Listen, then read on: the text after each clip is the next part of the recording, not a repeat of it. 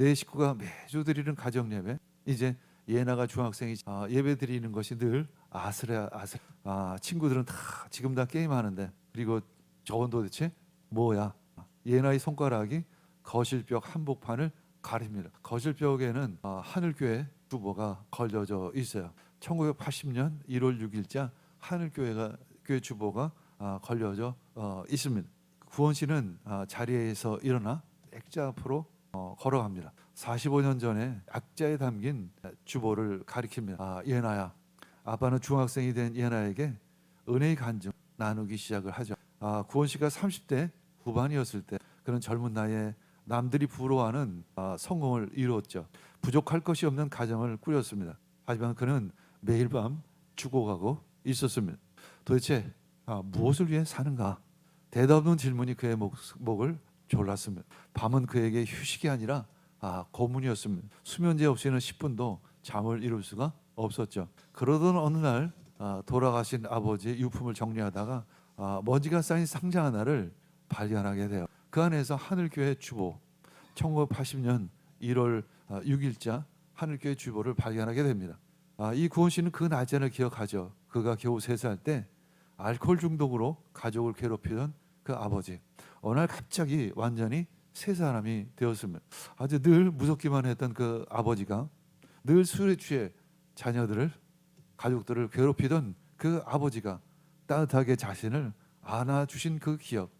후에 할머니로부터 들은 것은 그 아버지가 주님을 만났다라는 것입니다. 완전히 새 사람이 되었다는 것이죠. 그날이 바로 1980년 1월 6일이었던 것입니다. 이제 이구원 씨도 30대가 되어져서 깨닫게 됩니다.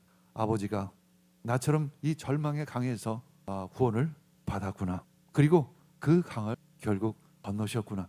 하나님의 특별한 은혜로 그 어둠의 죽음의 강물을 건너셨구나라는 것을 깨닫게 되었습니다. 그리고 그날 주일 구원 씨는 어떤 이끌림으로 아버지가 다니던 그 하늘교회를 찾았습니다. 예배는 참 낯설었지만 마지막 찬양이 울리는 순간 그의 아버지가 경험한 일과 똑같은 기적이 그에게도 일어났습니다. 그 크신 하나님의 사랑, 그 크신 하나님의 사랑 말로 다 형용 못하네. 이 찬양을 드릴 때 하나님의 성령의 기름 부으심이 이 구원 씨를 부어 주셨습니다. 누가 거대한 손으로 그의 영혼을 흔드는 것 같았죠. 툭이 터지는 듯 눈물이 쏟아지기 시작을. 그래, 난 혼자가 아니로구나.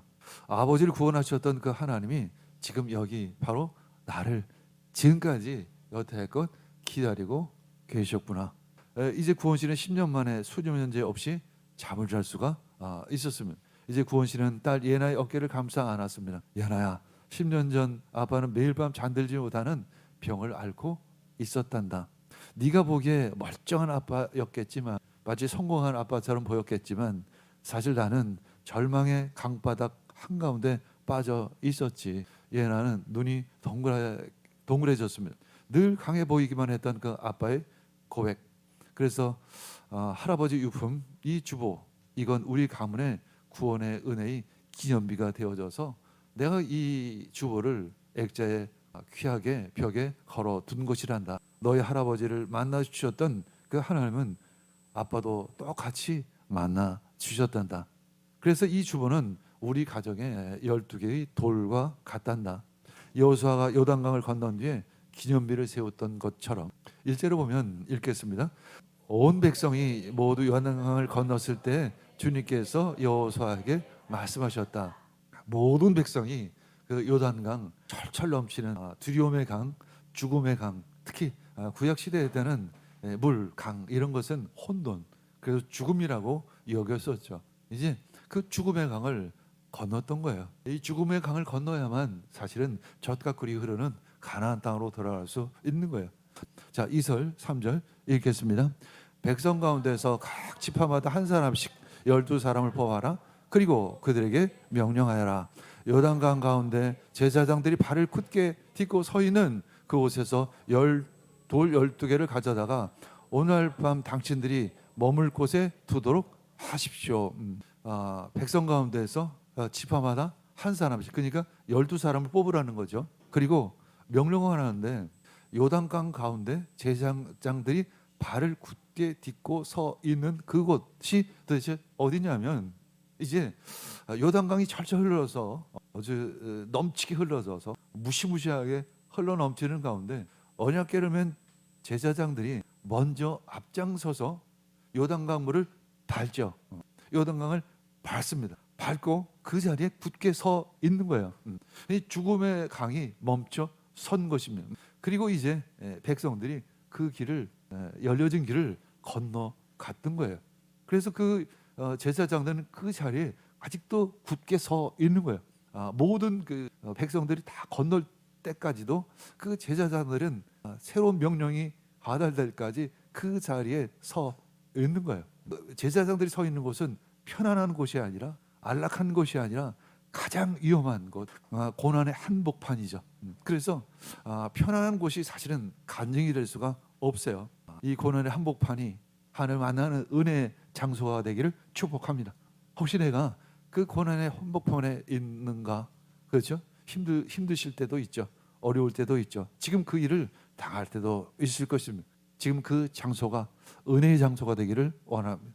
그 장소가 기념이 되기를 원합니다. 자, 4, 5절 읽겠습니다.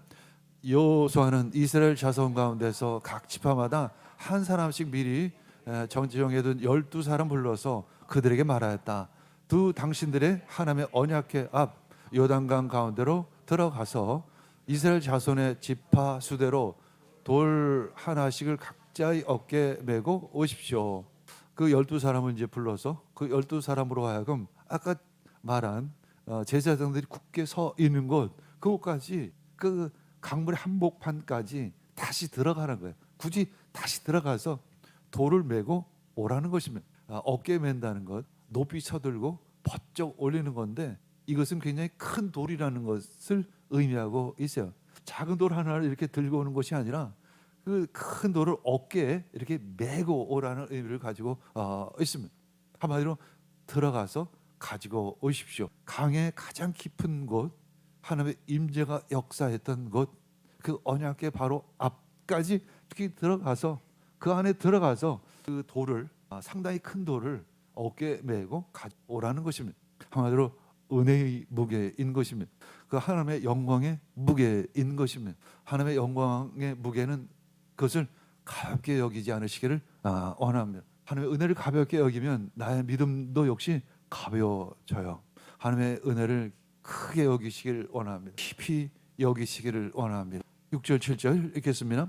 이것이 당신들에게 기념물이 될 것입니다. 훗날 당신들의 자손이 이 돌들이 무엇입니까? 하고 물으면 당신들은 그들에게 주님의 언약궤 앞에서 요단강 물이 끊겼다는 것과 이 6절 7절에 보면 6절에 기념물이 하나 나와 7절에 기념물이라는 단어가 하나가 나와요. 그렇죠?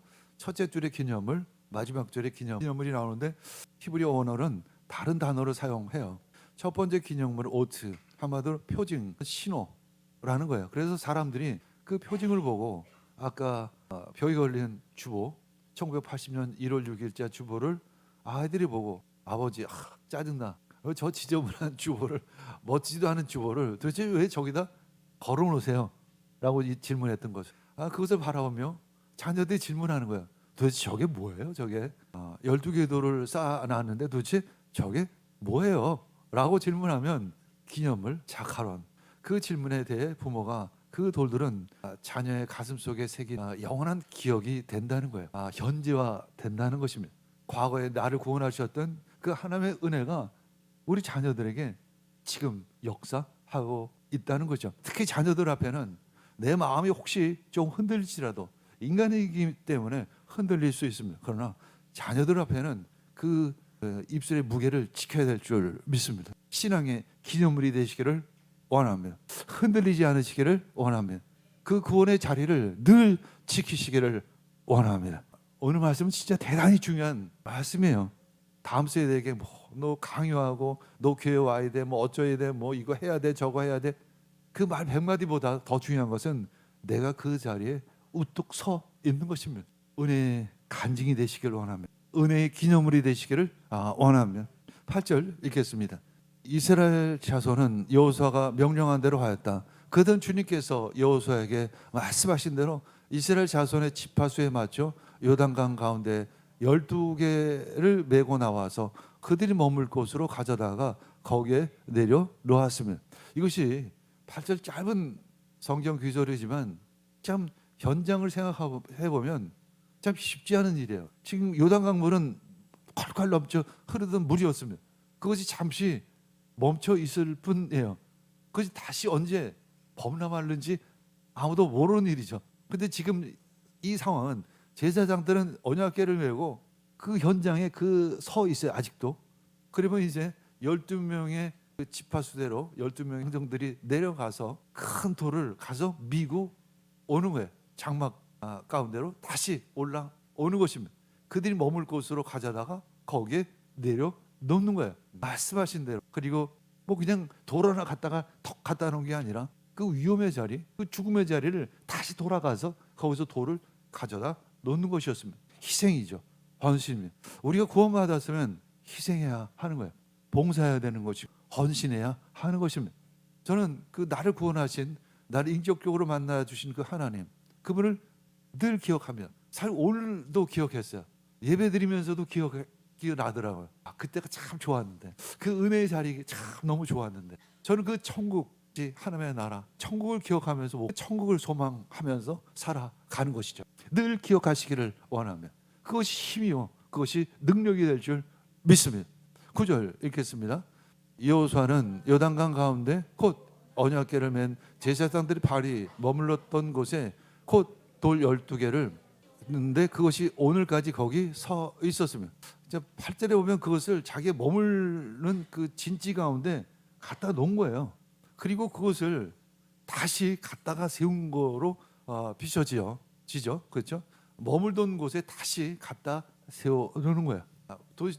얼핏 보면 그냥 마른 땅, 그냥 강가 근처에다 이렇게 쌓아놓은 곳으로 여겨지는데 자세히 들여다보면 그 바물이 제사장들이 발이 머물던 곳에다가 세워놓은 거예요. 한마디로 임무 교대를 한 거예요. 제사장들은 이제 나오고 그 제사장들이 있었던 곳에다가 그 12개의 돌을 쌓아놓은 것이었습니다. 참 그 기념비를 쌓는 것도 쉽지 않게 쌓아요, 사실. 한마디로 그 내가 기념비가 되어야 한다라는 것입니다. 그래서 D.L. 무디는 이런 이야기를 하십니다. 모든 사람은 그가 그리스도임을, 그리고 무엇보다 그의 가족이 그것을 알아야 한다라는 거예요.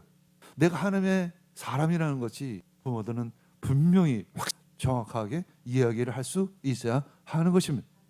내가 왜 1980년 1월 6일자 주보를 벽에 걸고 있는지 아니? 바로 그것은 그날 우리 가문을 하나님께서 구원해 주셨단다. 그래서 우리 할아버지의 하나님, 나의 하나님이 또한 너의 하나님이 될 것이란다. 그리고 너의 하나님이 너의 자녀들의 하나님이 될 것이란다. 이것은 바로 우리 가문의 하나님이란다. 그렇게 분명하고 확실하게 이야기해야 될 줄 믿습니다. 내가 은혜의 강물에 우뚝 선 기념물이 되시기를 축복합니다.